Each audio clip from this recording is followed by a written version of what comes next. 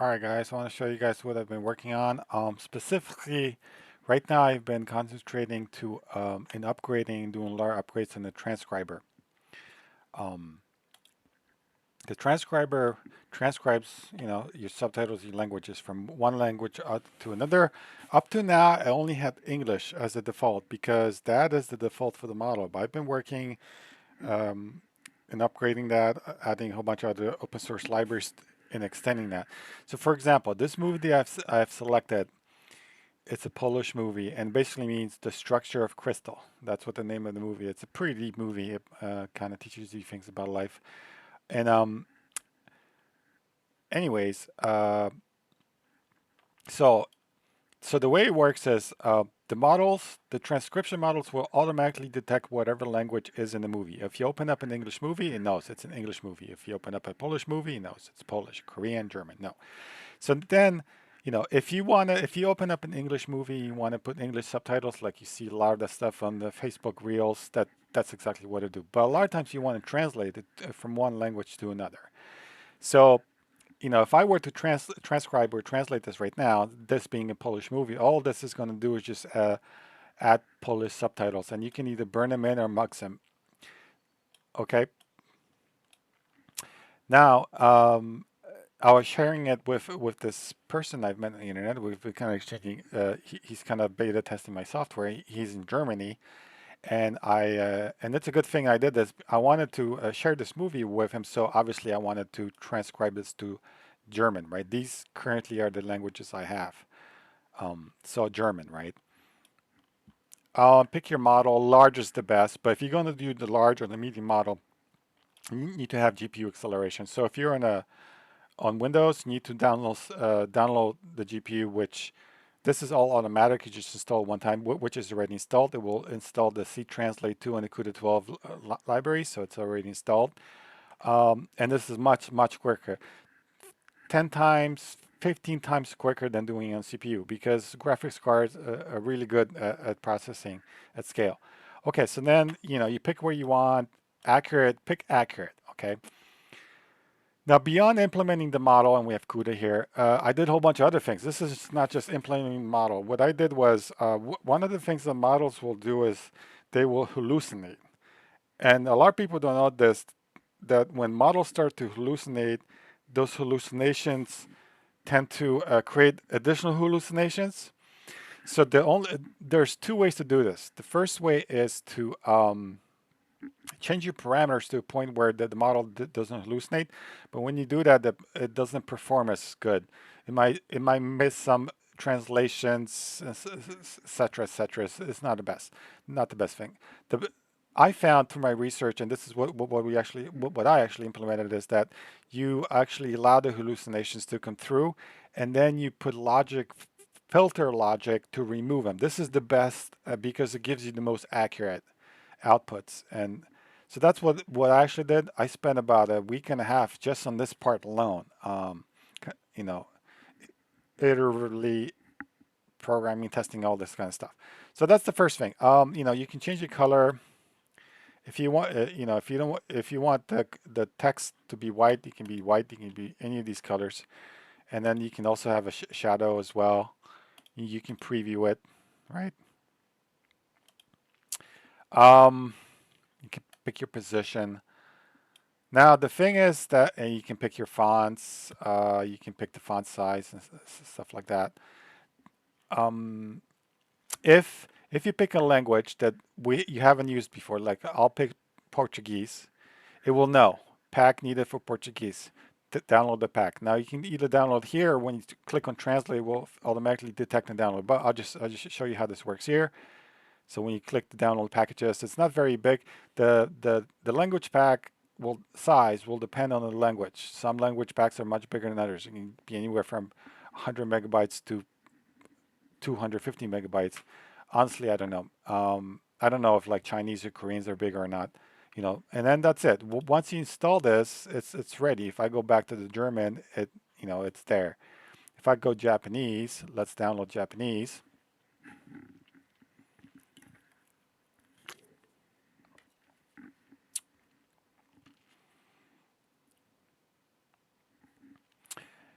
it does that. So basically, you know, you do your settings. You can also do presets. Like if you're gonna work in a certain language for a lot, you know, you can change your presets. However, I'm telling you right now, whatever you set here, like we have Japanese. If I leave here, go back in, it remembers it. Of course. So now, you know, you selected the whole movie. It doesn't have to be a movie, maybe a video or something. You press translate and we'll start doing this.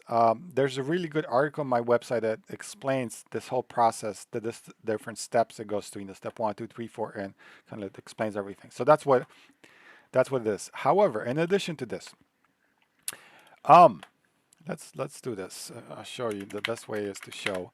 I'll do a really quick cut from 350 seconds start to 450 seconds start. This also adds it to holding mean. So that's how really quick it is.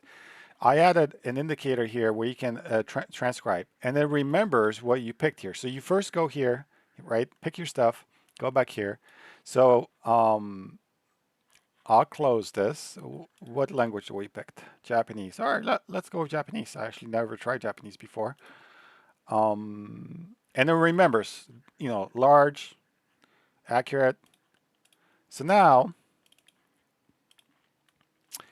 I'm gonna, so there's two ways to do this. You can preview this just by double clicking and it will open in Director's Chair Player. Or if you're confident, if you've already done that, confident everything's working, and you can add to output, which we'll do in a second, and then you can just straight output. So what this will detect that we've started, that we selected to render for transcription, right? So it's this is kind of like a progress bar. It tells you what's happening.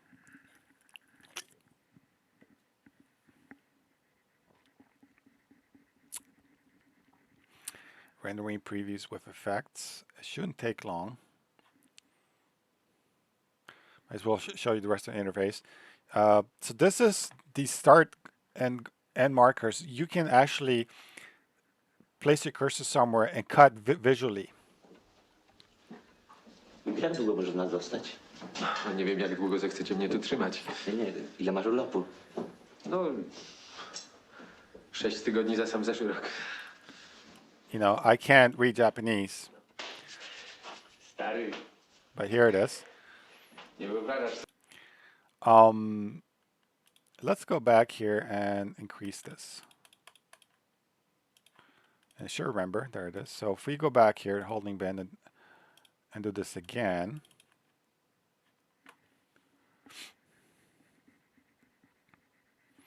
So as I was saying, you can select, like you can load up the whole movie here and visually select the starting point that you want to cut, you know, cut and add to the holding bin instead of doing the manual here edit. But it's in there as well in case you want. Jak długo możesz nas zostać? You also have Nie wiem, visual jak długo effects. zechcecie mnie tu trzymać. Nie wiem. Ile masz urlopu?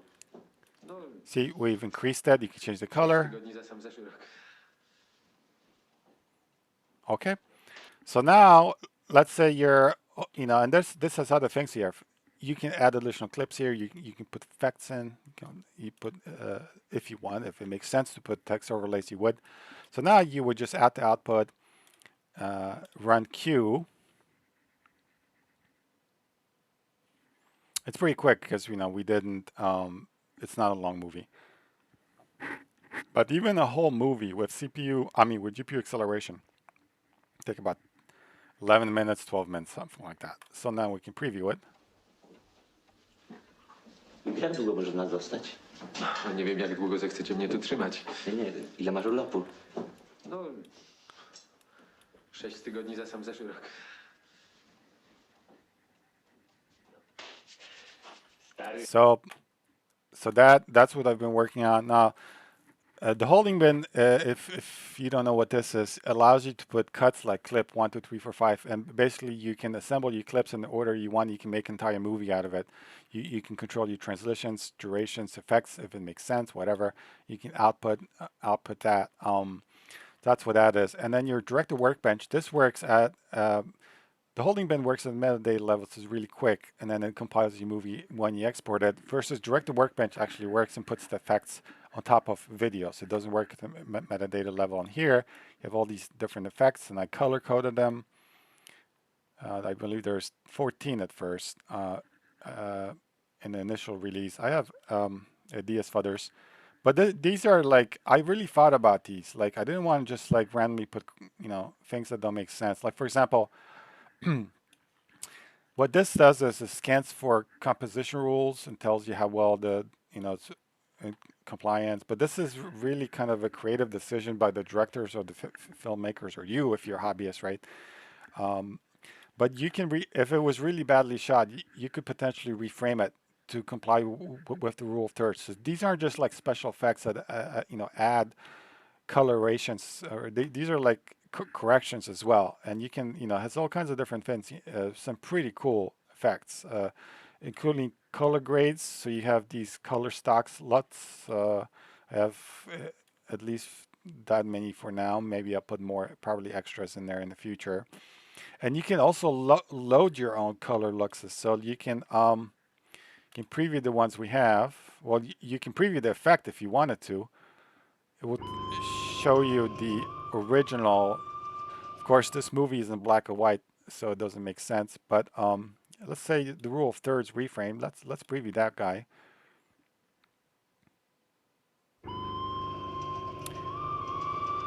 You can tell. See, this is the original. See the distance here? See the distance? So it kind of like. So that's what the direct to workbench is. The player.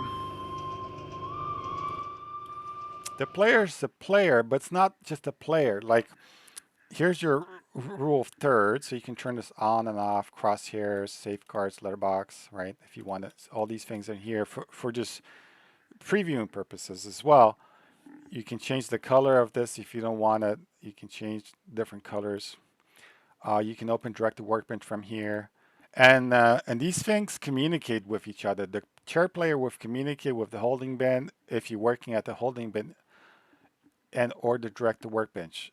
So it's another thing. And depending what you're doing, you'll see additional things here pop up, like audio effects and whatnot. And of course, you can speed this up, slow down. Kind of other things are in here as well. Detects your audio. So that's what that is. You can download from YouTube or Facebook Reels. You just type in your URL, URL, the first one, URL second, URL third, and so on and so forth. Or you can just paste one. You can batch download things. Just want to be really clear. This doesn't do anything legal. It doesn't get around any DRM, any limitations, anything like that. You just have to log into your YouTube account, and some movies require cookies. You just log in, so that they can read your cookies, and that's what this advanced area is for. Pick your browser, whatnot. There's dependencies. It kind of shows you all the dependencies. Everything's kind of installed. And if there's ever a new version of YTDLP, I not only have the stable, but the nightly, the YTDLP nightly, which a lot of times this is needed. So this will actually upgrade to, if it will automatically check and download for you, which is kind of cool. Has the black and white Filmic artistic views. This movie doesn't it's already black and white, but like if you wanted to convert it, different feel, we can. Has 1, 2, 3, 4, 5, 6, 7, 8 LUTs, and then these are a little bit different. But how this works and about the film stock, you can read this. It's all in here. So I'm not going to go over that. So in reality, let's say you have a black and white movie, you can actually improve it from the original if you wanted to. So as far as choose media, you can download it. You can select individual files, kind of like we have now. You can do video TS. So this is where, when you own a DVD and you extract the DV contents, it will be multiple files. There'll be a video file, there'll be audio file, and everything. You just point at the video TS folder, and this will convert it to a single file like this. That's what this is. The scan GoPro videos, also if you have a GoPro, just connect your GoPro, automatically detect it, will download everything. But not from the GoPro directly because of how the protocols work. Just plug in your SD card. However, with the iPhone, you can just directly connect your iPhone. And I made sure this works really good fast. So it's not a slow thing. It's as fast as the data connection will allow. You can also, change your codecs. You can convert from, let's say, 265 maybe down to 264. There's reasons for this. Let's say you have a movie that was encoded at H265, but your hardware cannot support it. It's just too slow, or stutters, or it just doesn't work. You can, convert it to a different codec and container, and it should work fine. You just have to find out what your TV or your player or whatever supports. There's also some audio things. There's a watermark feature here. You can turn it off. You can design it. So that's where we are right now. We're version stable 2.0. At this point, I'm just making things really stable. I'm improving things that are in there already, like the transcriber. I'll be improving or adding additional effects. At this point, I'm not really gonna be putting any like major features at this point. Yeah, just improving really to the maximum what everything is in here. And if you ever want to do change a movie color black and white, not all of them qualify. Just go in here, pick wherever you want. You can also add your custom presets, and then simply go, once you like what you see, just go black and white, and then go convert. Press this button, and then we'll convert.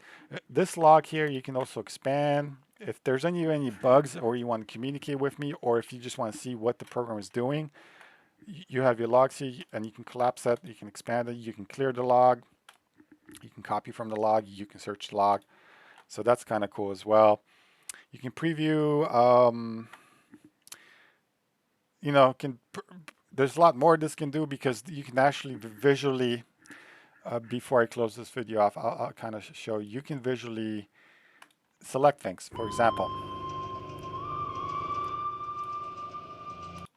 let's say I want to go here. I want to start. This is what I was discussing earlier here. So this selection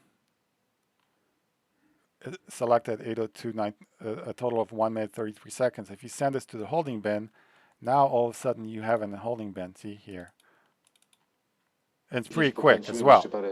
There's because it's working at the metadata level, and this is actually done on purpose, because I wanted this be as quick as possible in your workflow. And then once you really go through all your paces, everything you like what you see, that's when you export, and at that point everything's good, so you can wait for it to compile. You don't have to worry like, is it going to compile the way I want, because it is ready the way you want. So for this video, I'm just ending here. Cheers.